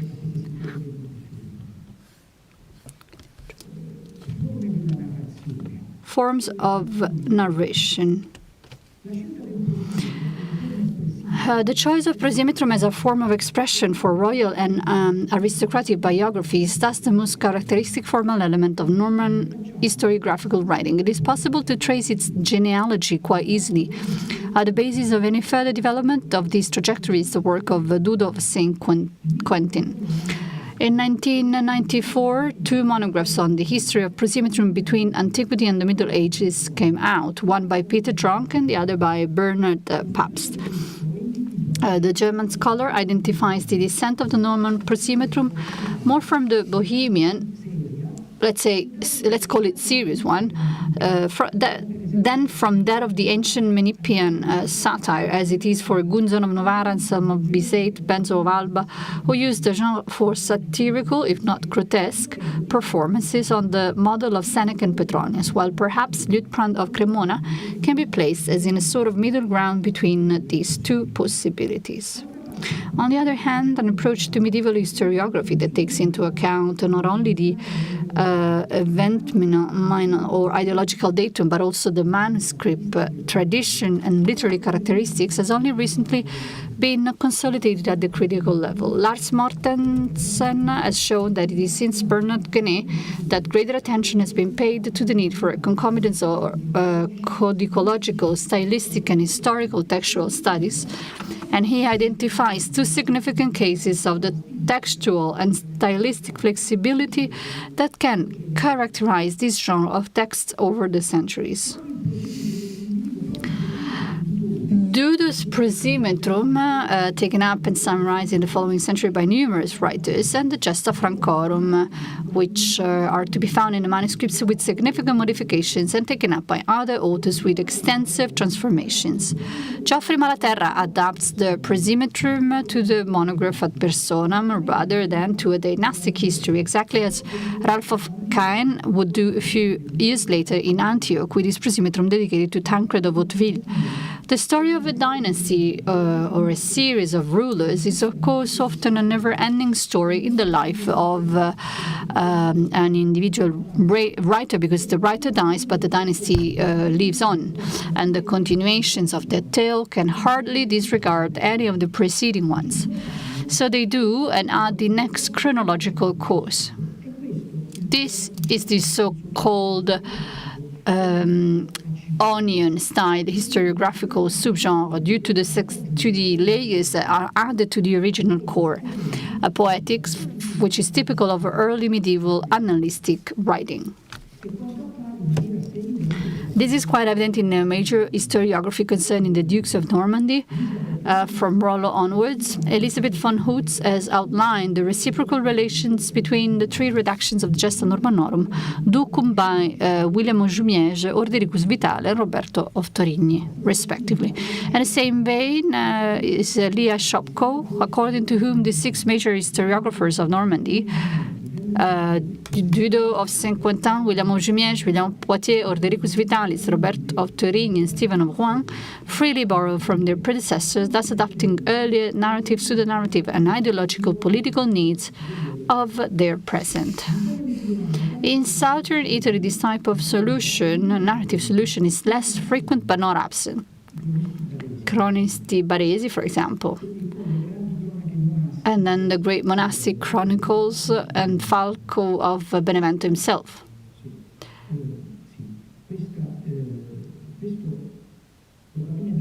This is probably due to the political diffraction with which the Norman conquest took place, which until 1140 led to the creation of at least 3 large Norman states.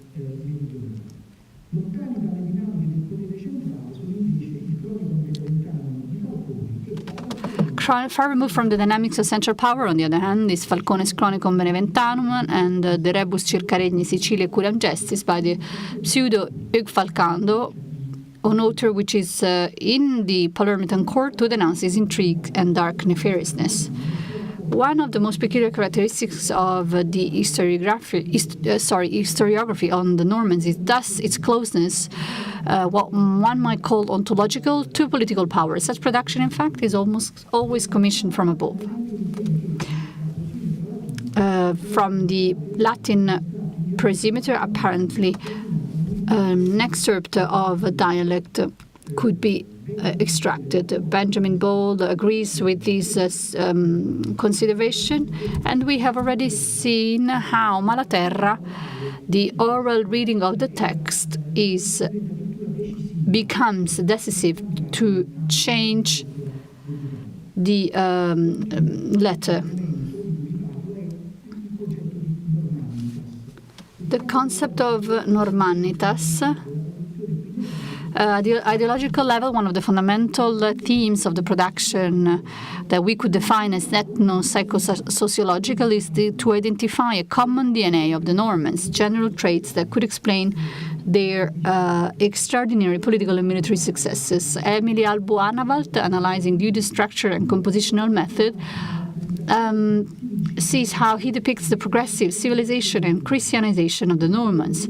And Pierre Bouet also points to divine favor as one of the atouts behind the Norman superiority. This happens also in southern Italy, even in a less evident way, and also Duke of Normandy. So in short, the identification of a common DNA, the so-called Normanitas, is possible, albeit with different nuances from writer to writer. And it is this that allows and connotes and justifies military and political successes. The Battle of Cerami, Eastern East Sicily, in 1063, Malaterra talks about it. On one hand, the heroism that I have defined as thermophilian of Serlo of Hauteville, who with only 30 Normans defeated 3,000 Saracens, and on the other, an apparition of St. George allowed Roger I to prevail in a battle that was practically decisive for the conquest of Ireland. Thank you.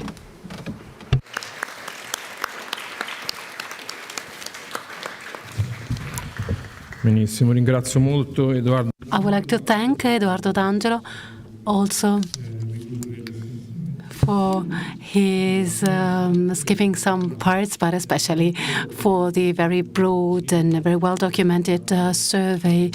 So he is an expert in Norman historiography. He has studied and had been editing for decades now, and very few could have provided us with a deeper account than this one. And I think also the touch points with the previous speeches emerged, so more than one, and there could be an ideal basis, a start for the discussion. We could now have our customary 15 minutes time break, and we'll meet again at 11:35. Thank you.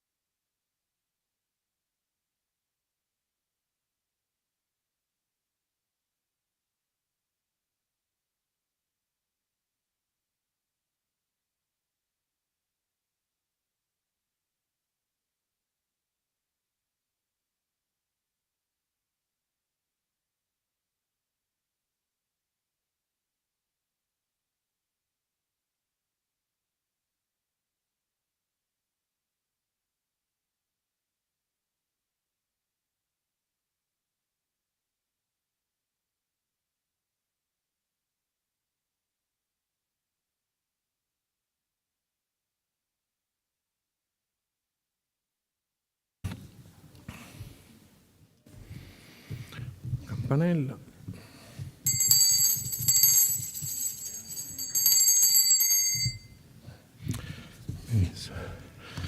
Bene, riprendiamo. Well, let's resume our activities with the discussion, with the question and answers on the two lectures we just heard. So before starting, I would like to share a piece of information for the organization of tomorrow, Wednesday, the 10th of April. So the ceremony for the handing out of the diplomas for those who got a scholarship certification will take place in the morning session. So the discussions will have to end before 12:15. Okay, that was the organizational part for tomorrow, and I would like now to invite you to ask questions. Those who would like to have the floor, please show of hands to Roberto Arelli, or just write your names on the list of speakers. So let's start with Elizabeth Tyler. But actually, since the two presentations were contiguous and communicating with each other, the order could be free. You can ask a question also to Professor D'Angelo, but actually, for editorial reasons, probably. So the question and answers are published in our proceedings. So this is a quite solemn moment, according to Cisam tradition. Ci sono domande per Elizabeth. Do you have questions addressed to Elizabeth Tyler?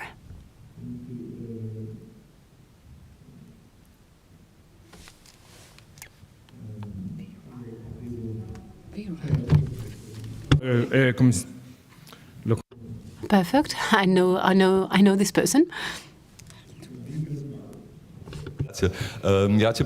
Thank you first of all for the wonderful text, Elizabeth. I was impressed once again with all the information that you gave, yeah. And of course all the multilinguistical part of this culture that actually is growing in the 11th century. You talked about influences, especially literary influences. I mean, there was a dialogue going on between the different cultures, the literary traditions. And as I did in my paper, that the 11th century in the continent, and especially under Norman influence, you also have a new poetics going on. This entirely dialectical poetics. And I just wanted to know if you could find something about this new dialectics in the literary cultures, if I may it like this, in England. That's a good question. Yeah. No, that's a good question, which I have not considered, but is worth thinking about. I mean, especially since the poetry of the Vita Eduardi is very closely tied in with Loire poets. I think Boji and Hildebert had read it. It comes from the same nunnery as Muriel, to whom they write. And perhaps that would be a useful way of thinking. I didn't talk about this, but it's verse and prose. And the prose is very pro the Godwins, this family who the poetry despises. And so it sets up those two things together. So you could say sic et non. And also, it's very interested in doubling, so not just it is also in two books. It has a prologue, and then the first book, which is prosometrical and is a secular life. And then when everything falls apart, it says, okay, I'll start again. And it writes another poetic preface, and then it gives a prose saint's life. So it's constantly putting two different forms against each other, which I haven't thought of it in those terms, but I think you might be right. It's the most complicated text you can imagine, really.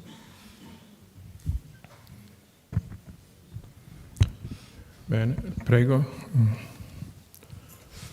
Thank you very much for your very interesting Chiara lesson. Falluomini. Carla Falluomini, Università di Perugia. Thank you very much. I was very interested in these new lexical formations you talked about. In particular, I love your sample, id hengest. Could you add some words about it? That's a good question. I think that one is so interesting because it seems to me a response to Old Norse, which in fact written Old English keeps out just so strictly. So I think it's fascinating. I mean, you can make compound words all the time in Old English, as in German, but this one I think is special because it's self-conscious about that linguistic tradition. It's new. It's a what do you call it? When something occurs only once, doesn't matter. It only occurs once, and he uses a very unusual word, hengest. So actually, it's quite a difficult. For an Old English compound, it's a little bit opaque. So I think it's really almost excruciatingly aware of the way Old English and Old Norse keep each other out, and yet it lets it in, but in Old English.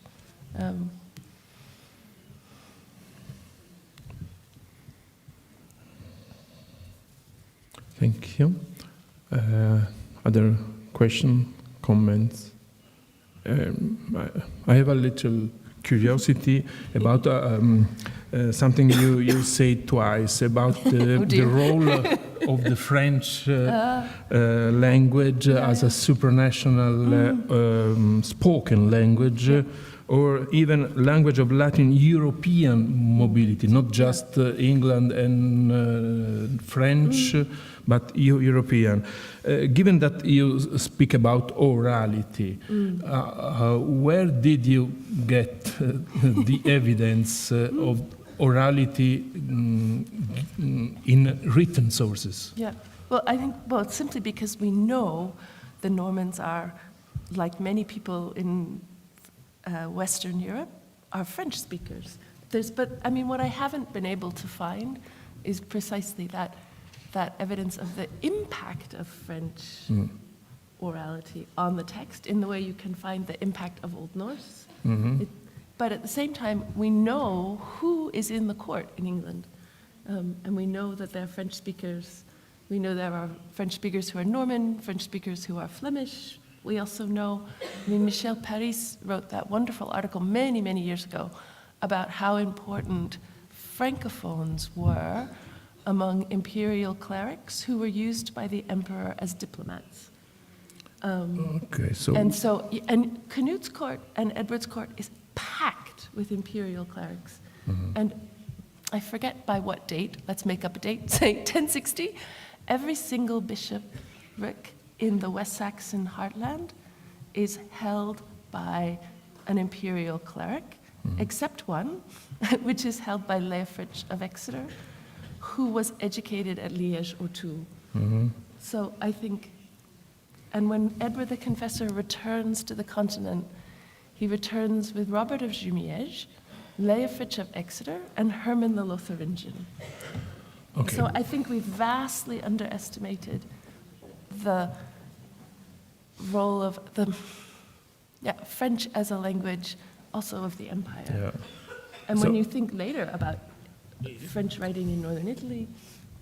Yes, but it is something more supposed than demonstrated. Okay. But it's not supposed that we know that the court is full of French speakers from very different cultures. But I'm not, and maybe one could, but I'm not a Romance philologist. Maybe a Romance philologist could figure that out for the text. But the encomium and the Vita Edwardi, the place name suggests that the first language of the authors is Flemish. Okay. Yeah. But Flemings often speak French. That was my point of interest. That is a kind of visual post-colonial consideration of that. The influence of the second language on the first one. But it's not so simple. I mean, when we do English literary history, it's always bad French. Conquest language, squashing everybody down. And we think, no, it's so much more interesting. Thank you for that. Altre domande? Other questions? Otherwise, we can move on to Professor D'Angelo. The lecture on historiography and Normans. Good morning, Silvia Mangiatori, University of Rome, La Sapienza. I would like to thank you, first of all, for your lecture and for this very broad survey on Latin historiography in southern Italy, as you have previously said also. And I wanted to ask you if you could dwell for a moment on the topic of language and prosodia in the works of William of Apulia. So, for personal studies, so the relationship with the model from the metric or linguistic point of view is a topic that crosses all literature in prose, also since inception, since. We're talking about so literature in prose, no, actually in verses. Sorry, literature in verses. We're interested in the prosody, and I was particularly struck by the statement about William as a very bad poet. And since I remember the studies of Rosario Deotta, who was, if I'm not mistaken, the only one, actually, or the first to deal with the metrics of William, ending up with a positive judgments defining his verse as precisely Virgilian, with small differences and exceptions influenced by medieval taste. And on the other hand, as far as the language and grammar is concerned, I would like to ask you what your opinion is, because my humble opinion is that simply William, since wanted to draft a work to be understood by those who actually asked for it.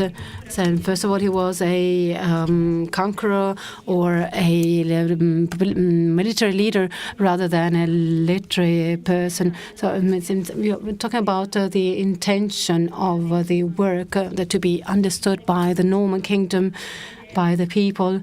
So what do you think about the model and the discrepancies, so grammar and metrics?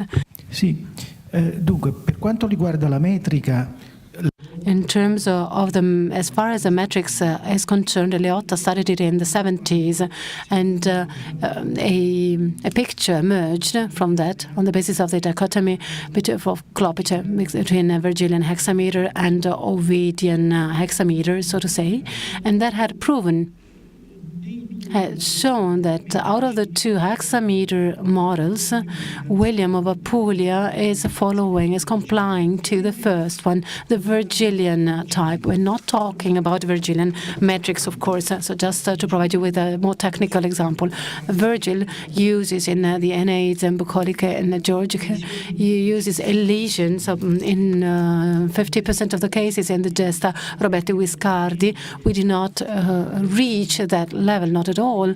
We are quite far away from these percentages, since the medieval approach of the diversification of the hexameter tends to refrain from elisions. And if we're not taking into account exceptions such as Gualtier of Châtillon and others. So as far as the judgment you mentioned is concerned, and I used in my presentation, this was not so much about the style and the metrics, but rather a judgment by Armando Bisanti on the, so to say, involvement of the writer in the topic and the subject he was dealing with. So Armando Bisanti states that William is very much detached from the subject matter of his writing. So unlike different authors of southern Italian Normandy, as well as northern Italian Normandy and the Duchy of Normandy, so he does not show a participation and emotional involvement, so to say, in the subject matter.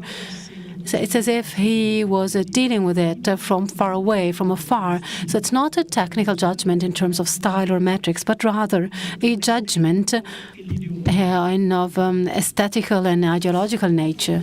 So in terms of style, as refers to style, we can say we're talking about writers of the 11th century. No, Ovid, Lucanus, Virgil are not present, so to say. So they are writing according to the evolution or development of the hexameter in the 11th century. So one example, in the 11th century, in hexameter 2,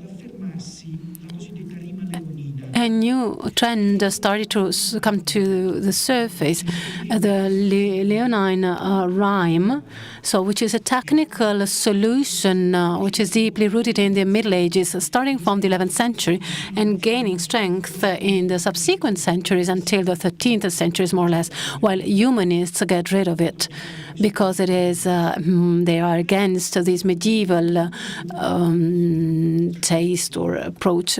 But actually, William does not use these solutions. We're talking about more of homoteleos rather than rhymes.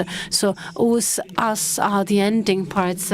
So the first declination, second one, you are always dealing with these dissonances and suffixes. So also in terms of probability, so it's very difficult not to have a rhyme in the verses, especially if it's not represented by two syllables. So there is a signal. It shows that there is a study on the rhymes. So as for the style of William, we can say that it is perfectly in line or harmonized with the hexameter style of his time. We're talking about a person mastering metrics as well as prosody. And of course, there are productiones obtusuram. There are sometimes quite tricky, but there are not many of them. Most of them are compliant with the typical method of the hexameter back in those times. So taking into account the ancient models, several spondaic verses and spondees, so the two stressed syllables. So it was, Ovid wouldn't have written this way, Lucanus neither, and those of the late antiquity neither, but actually in the 11th century this was allowed.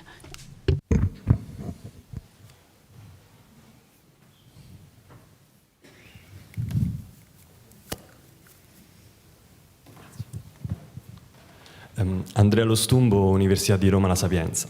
Vorrei tornare.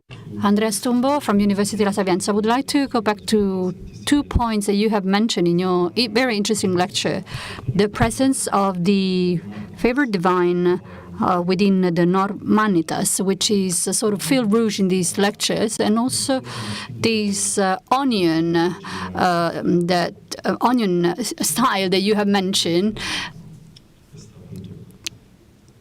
So this, again, Christianization that occurs in the works and the relationship with the church. Specifically, if we can consider in the Vexilla Sancti Petri for William the Conqueror from Alexander II, there was a debate, especially from some authors that you mentioned, such as, for example, von Armstrong, which were claiming that the chronicle sources of the 12th centuries narrating these facts were influenced by the First Crusade experience, which means that this is a more historical rather than philological approach. Are there literary or philological evidences of the opposite? So starting from the First Crusade, arriving to the conquest of, England and the Battle of Cerami? Well, Andrea, in trying to answer your questions, I will make the example of Malaterra, which is the one who is more involved in this type of problems, if considering the literature we're talking about. According to Malaterra, among the scholars, he's not defined in a very clear way the moment in which the text was drafted.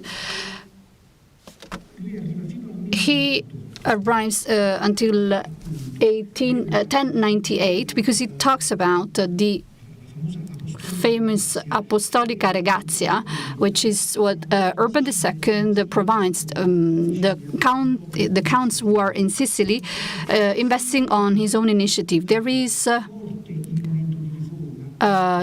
is a very strong, there is a very crucial moment.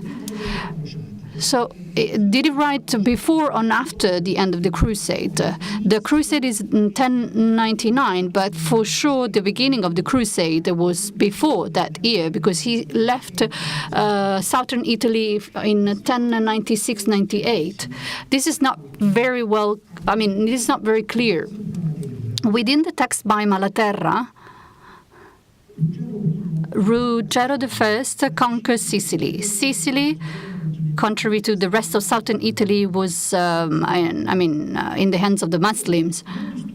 Many scholars have interpreted Malatesta's text as a pre-crusade text. So the crusade of the Normans who left Normans out, and Malaterra would interpret it that way, as a crusade. A summary of this could be this one. Malaterra, in fact, is a quite ambiguous writer. In the prologue, he says, Ruggero I told me to write this work, and he also told me not to write in a too complicated styles, in a too complex style. He said I could write in with a bombastic style, but the Count told me to write in a very simple and clear way. And this is what I did, because this is what I've been told. So the request for the writing of this work is, we know for sure that it was a commissioned work. But the defenders of the Christian religion are not very present or not quite clear. They were defending the church. From a political point of view, they clearly needed support from the papacy, from the popes at the time. And the popes needed Normans in order to bring back the church in Sicily, which basically had disappeared since the Arab conquest at the beginning of the 9th century. This means that bringing back the church in Sicily was both an advantage for the Normans and for the popes. And Malaterra describes the Normans as philo ecclesia rather than philo religion. They gave a lot of money, made a lot of donations to the churches. They opened up nunneries and monasteries. And this is something that Ovidio Capitani used to say many years ago, a very religious spirit in which doesn't seem to be felt in Malaterra work as it does in other authors. So what I would suggest is that according to Malatesta, the problem of the crusade is there, as well as William of Apulia. But William of Apulia, this is rather difficult to say, because William of Apulia, the Normans are fighting against other Christians, whether they are Longobards or Byzantine. This means that the perception of the so-called Holy War, or let's call it Holy War, it's not so present. It's not, in Malaterra is, keeping it under control. It doesn't show this perception. Thank you, Edoardo, for this answer. There's another question. Yes, I have another question. I come from the University of Ghent in Belgium. Thanks for this panoramic survey of the Norman historiography, which has been highlighted in a very specific and very clear way. I would like to create a link, a tie, connection to the Elizabeth Tyler's presentation, because the Normans, when entering England, actually did found this multilingual culture already. and also some literary traditions, English literary traditions. But actually, the Normans of southern Italy found very strong literary tradition, so Greek, Arabic, or Hebrew. So there is a long-standing tradition. My question has always been, and I have always been interested in this topic, so that the variety was even stronger, probably. That while in England there is this comparison, there's a exchange between different traditions, leading to an experimentation where you see that things. There are new attempts to create something new in literature and style. There is like an explosion, flourishing. While in Italy, in southern Italy, you have the impression of having an ancient, quite ancient school or tradition, and also the influences of dialects in France and in Germany cannot be found in the south. So actually, no trace is to be found. So maybe it's something. It's simply due to the fact that it has been ignored by actually scholars. Or can you maybe tell us more on that? I will try. This is an attempt. I will try to provide an answer to this question. As you mentioned, it's quite a complex issue. In Italy, indeed, the tradition found by Normans is completely different from the English one in terms of language, in terms of literature. So if William of Apulia is actually a Frank or even a Norman, well, this is debated. Well, then we have Malaterra, who was certainly French of origin. We do not know whether he was Norman or not, but actually he was French. Hugh Falcando also was French, very probably. So in Norman, at the Norman age, we have, excluding the important monasteries, that were preparing their chronicles. Anyway, we have especially foreign writers of foreign or French origin, especially. So the Malaterra writes a prosimetrum. Why so? Why did Malaterra draft a prosimetrum? For Dudo, for the benefit of Dudo. And probably that's the reason. So the idea, the underlying idea is that to transfer somehow that tradition, that historiographic tradition born in Normandy, to southern Italy. And he will do so with the Holy Land, and I mentioned this at a certain point. Rolf of Caen writing a prosimetrum on a prince, a monograph, an ad personam monograph on Tancredi of Hauteville, who became for a short period the Prince of Antioch. So I see a red thread, a fil rouge of tradition from Dudo to Malaterra, from Geoffrey of Malaterra to Ralph of Caen. Even without, so Malaterra certainly read Dudo. Ralph of Caen certainly read Dudo, but Ralph of Caen did not read Malaterra, that's for sure. So the matrix, we can say, is always Dudo related to Dudo, I believe. So for William of Apulia, so if he was really French, he chose a poem full in hexameters, only in hexameters. As you rightly mentioned, is the classical tradition he refers to. In the prologue, he even mentions Virgil. So it's a biography of Robert de Guiscard, and by saying, I am Virgil, and the Pope, the Duke is a Messin, and this is his idea, a donor. So there is actually the double layer. There is no actually melting, but rather an exportation, an export of the Dudonian model. I hope I was able to answer your question. Thank you. Thanks, Eduardo. I actually agree with your words. And I actually ask, my question is whether this process may involve arts, geography, the cathedrals of the Normans. So being a process of colonization, a whole process of colonization. So we're not talking about literature only. Actually, I'm not acquainted with the other arts, but actually there are many more people who are better versed. But actually, in the Dome of Brindisi, there are some mosaics on the ground reporting some Arthurian author excerpts in Otranto, exactly in Otranto in Apulia. Actually, they attempted a colonization, but there were very few in terms of numbers. But from the cultural point of view, actually, they came here with well-equipped, so to say. So also vis-à-vis the Italian schools that were very good, of the monasteries, Monte Cassino, in the Basilicata regions, the Normans, but actually in Sicily, we can rule out Sicily because it was in the hands of Arabs. Scusa Francesco. Sì.